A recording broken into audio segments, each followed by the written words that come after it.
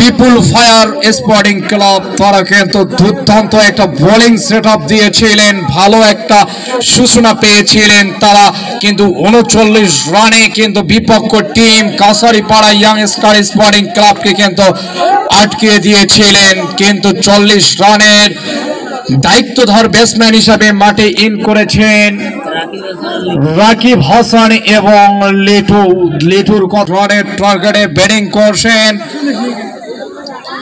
বিপুল fire sporting club তারা কিন্তু দুর্দান্ত একটা বোলিং সেটআপ দিয়েছিলেন, ভালো একটা সূচনা পেয়েছিলেন তারা, কিন্তু 39 রানে কিন্তু বিপক্ষ team Kachharipara young star sporting ক্লাবকে কিন্তু আটকে দিয়েছিলেন। কিন্তু 40 রানের দায়িত্বধর ব্যাটসম্যান হিসাবে মাঠে ইন করেছেন রাকিব হাসান এবং লিটুর কথা বললে কিন্তু দুর্দান্ত মোমেন্ট টাইমের কথা মনে পড়ে যায়। এই লিটু কিন্তু রংপুর সহ বিভিন্ন জেলায় কিন্তু বলতে না বলতে বল করলেন, ততক্ষণে কিন্তু কিপারের হাতে বল, অর্থাৎ এই বলটি থেকে কিন্তু কোন রানের দেখা পেল না বিপুল ফায়ার স্পোর্টিং ক্লাব।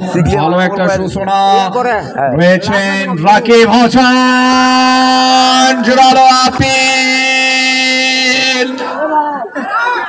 এবং কিন্তু উইকেটের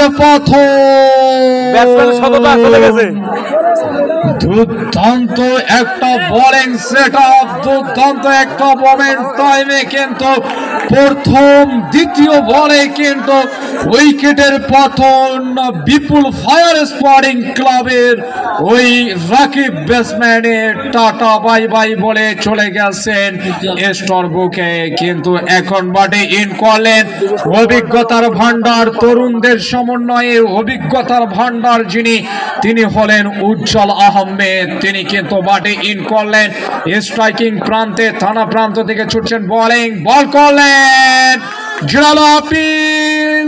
এই আপিলে কিন্তু কোনো সাড়া দেননি আম্পায়াররাও, অর্থাৎ এই বলটিও কিন্তু ডট বল।